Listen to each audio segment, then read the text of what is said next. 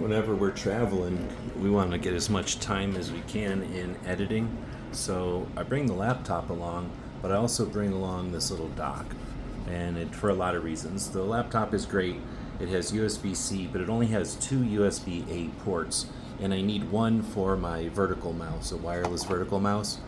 So I can put one USB-A plug in here.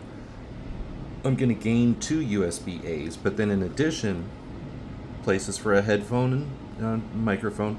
I've got a regular VGA, two HDMIs, network if I need it, and then SD card, so I don't have to worry about using the USBs for that. I also get a USB-C.